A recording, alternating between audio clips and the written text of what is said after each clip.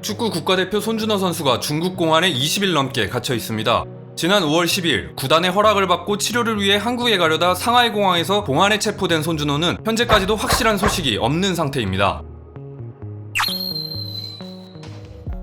손준호의 소속팀인 산둥타이사는 지난 5월 초부터 팀의 상황이 악화되기 시작했습니다.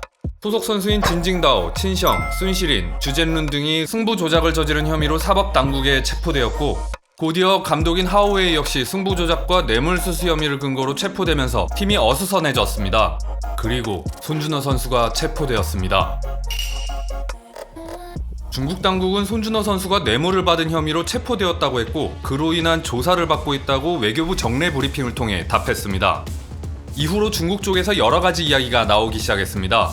먼저 진징다오와 손준호의 관계에서부터 이야기가 나오기 시작했는데요. 중국 국가대표이기도 한 진징다오는 조선족 선수로서 한국명은 김경도입니다.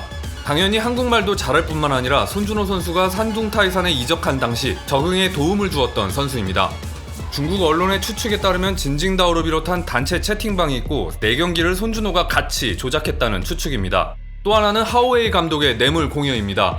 하오웨이는 선수 출전권에 대해서 돈을 받으면 출전시켜주겠다고 한 혐의로 현재 당국에 체포가 되어 있습니다. 그래서 뇌물 혐의가 있다는 겁니다. 하지만 손준호 측에서는 절대 아니라는 입장입니다.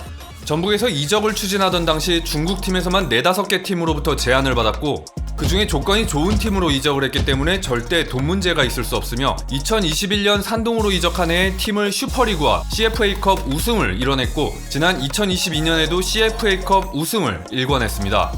포지션도 문제라는 입장입니다. 보통 승부 조작을 하는 포지션은 수비수, 공격수, 골키퍼인데 비해 손준호는 중앙 미드필더입니다. 결정적인 상황을 만들기에는 포지션상 쉽지 않다는 이야기입니다. 하지만 아랑곳하지 않고 중국 언론은 최대 5년의 징역형을 받을 수 있다, 실형의 가능성이 크다는 등의 보도를 지속적으로 내고 있습니다. 협회는 손준호를 위해서 협회 차원에서 협회 본부장과 변호사를 중국에 파견했습니다. 그러나 중국 축구계는 최근 지속적으로 불거지는 뇌물 사건과 승부 조작을 엄단하겠다며 중앙정부 차원에서 나선 상황이라 손준호 선수의 상황은 어둡기만 합니다. 지금까지 스네벤이었습니다. 여러분들의 구독과 좋아요는 큰 힘이 됩니다.